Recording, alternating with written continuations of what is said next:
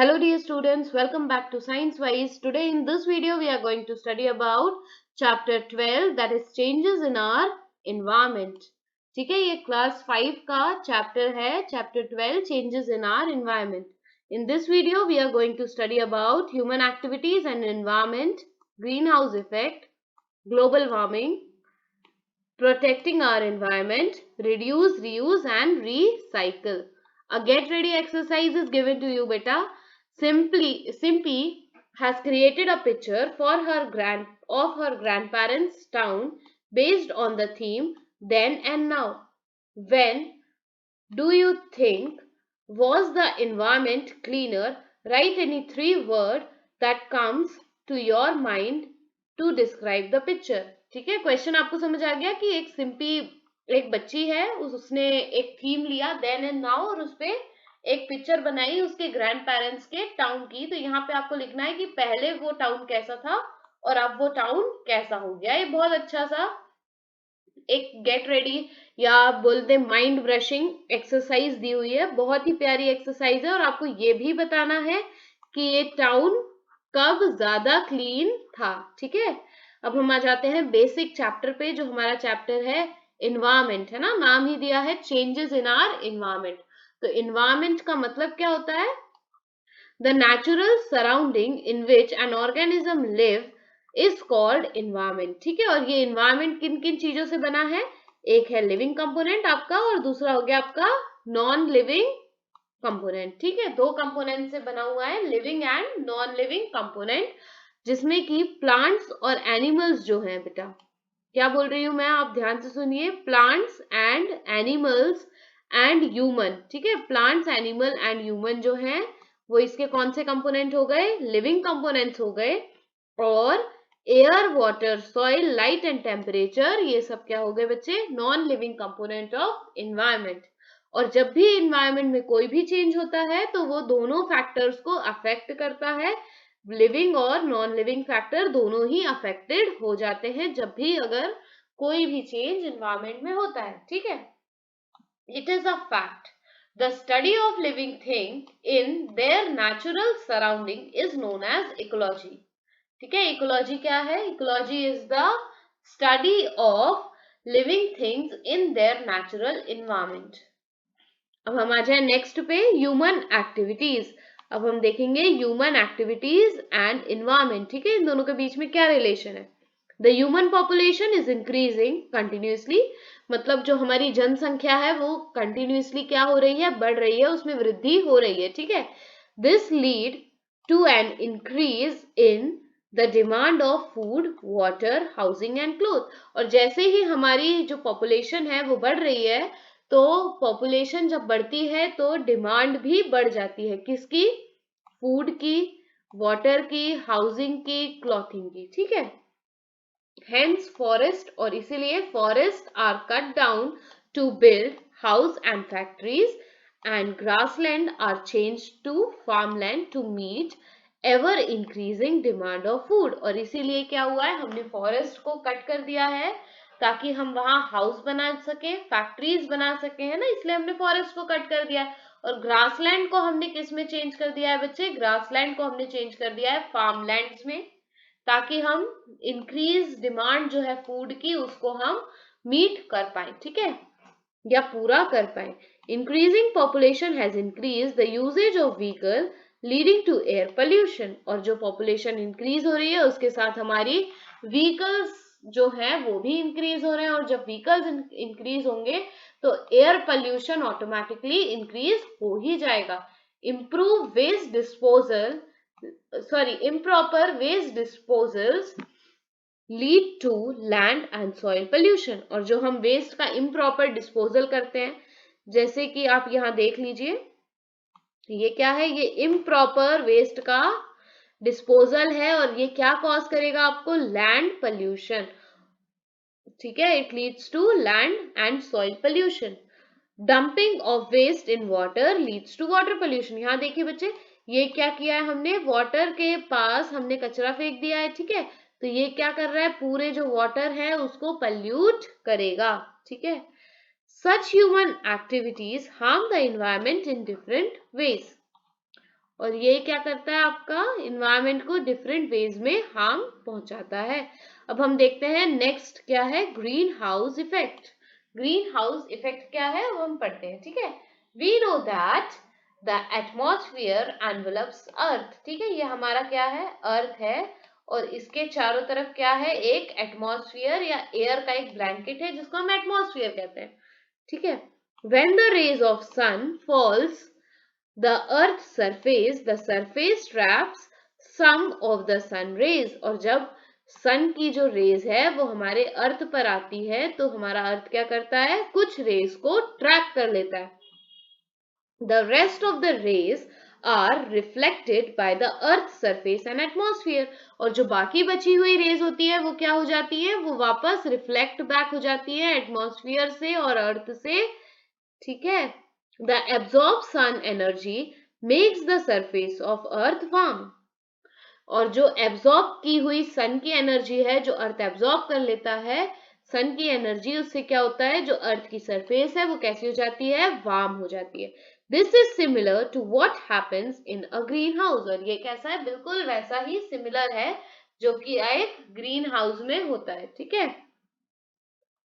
The earth is like a glass house, earth कैसा है, एक ग्लास के हाउस के जैसा है, also known as green house, और इसलिए उसे हम क्या बोलते हैं, green house, where plants are grown in an enclose space with the wall made up of glass. अब बच्चे ये पिक्चर आप देखिए, ये पिक्चर आप देख पा रहे हैं, ये किसकी पिक्चर है, ये है ग्लास हाउस की पिक्चर है। आप इसको सपोज कर लीजिए कि ये आपके अर्थ के बिल्कुल सिमिलर है, ठीक है।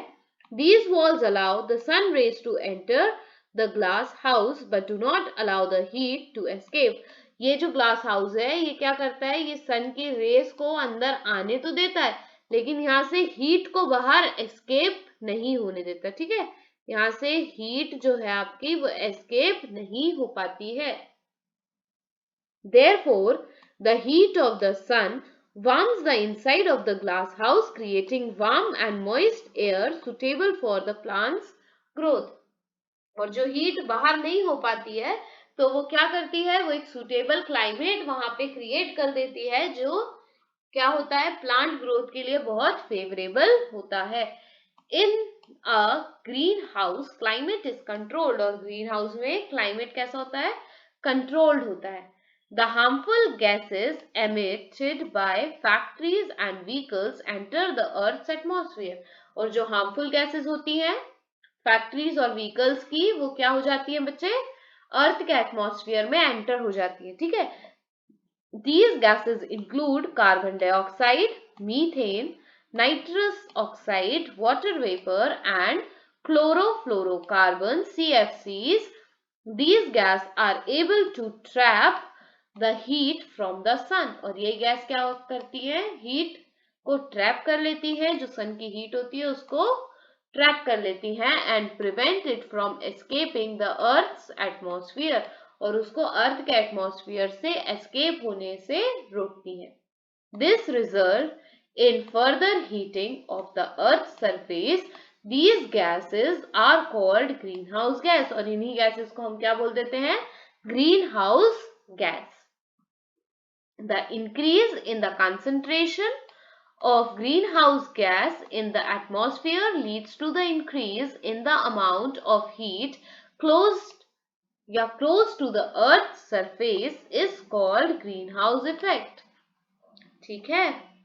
यहाँ पे आप देख सकते हैं ग्रीन हाउस इफेक्ट, ठीक है। क्या हो रहा है यहाँ पे, इंक्रीज हो रहा है किसका, कंसंट्रेशन ऑफ ग्रीन हाउस, जो गैसेस है उनका कंसंट्रेशन कैसा हो रहा है बच्चे, इंक्रीज हो रहा है, यानी कि उनका कंसंट्रेशन आपका ग्रीन हाउस गैस का बढ़ रहा है।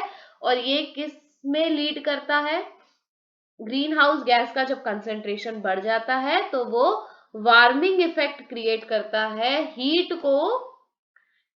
को इंक्रीज करता है, ठीक है। हीट को क्या कर देता है, इंक्रीज कर देता है, और अर्थ की सरफेस ज्यादा हीट अप होने लगती है, और इसी को हम क्या बोलते हैं, ग्रीन हाउस इफेक्ट, ठीक है। Get it right. The greenhouse effect is a natural phenomenon that makes the earth habitable planet, but several human activities increase the amount of greenhouse gas in the atmosphere much more than what is needed. This cause change in the temperature and affect our life advisory.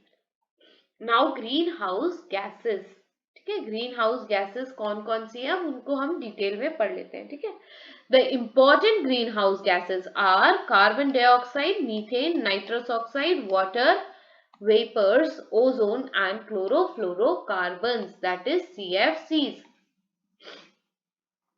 Carbon dioxide, increased burning of fossil fuel in factories, power plant, vehicle and destruction of rainforest have caused the increase in the concentration of carbon dioxide in the atmosphere over the thousands of years. अब carbon dioxide कैसे बढ़ रही है बच्चे? फसल fuel, ठीक है, आपकी factories, power plants, vehicles, destruction of rain forest, ठीक है, ये सब क्या कर रहे हैं? ये सब कार्बन डाइऑक्साइड के जो कंसंट्रेशन है उसमें इंक्रीज कर रहा है. अब increase in concentration of carbon dioxide continues to, or it will lead to trapping of more heat from the sun, which in turn will result in further increase in the earth's temperature. और अगर ये carbon dioxide ऐसे ही बढ़ती रही तो ये क्या कर देगी? जो आपका हीट ट्रैपिंग कैपेसिटी है ना उसको बढ़ा देगी. ठीक है, इतना समझ आया बच्चे? अब हम पढ़ेंगे मीथेन. मीथेन क्या करती है? पहली बात तो मीथेन आती कहां से? Methane is added to the atmosphere as the result of burning of fossil fuels such as coal and petroleum, emissions from natural gas, industries and animal farming. ठीक है, मीथेन कहां से आ रही है हमारे पास? Coal and petroleum, emission from natural gases, industries and animal farming, and dead and decay composition of waste and wetlands. Wetlands क्या होती है? जो मार्शी लैंड्स होती है हम उसे वेटलैंड्स बोलते हैं. ठीक है, when the grass eating animals digest their food, their body release a large amount of methane in the atmosphere. The waste of animal is called manure and fertilizers also release methane into the atmosphere. अब हम आ जाए nitrous oxide. ठीक है, nitrous oxide is the main source of the main source of nitrous oxide is burning of fossil fuels, plants and animal matter. In addition, the use of fertilizers, सबसे ज़्यादा तो the use of fertilizers in agricultural practice also lead to the release of nitrous oxide into the atmosphere. ठीक है, next, water vapor. कौन से colour का pen ले? Blue ले लेते हैं वाटर वेपर के लिए ना. Water vapor, absorption of sun rays by water vapor contribute to 35 to 75% of greenhouse effect.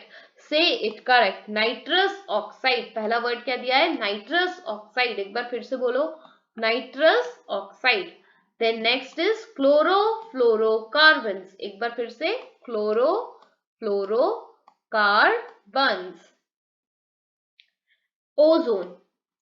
In the atmosphere, ozone gas is found in stratosphere layer. The ozone helps to stop harmful ultraviolet radiation from the sun. However, at the ground level, ozone is a dangerous pollutant causing damage to respiratory system. The emission from vehicle and factories are the main source of ozone in troposphere. Then next is chlorofluorocarbons, that is CFC.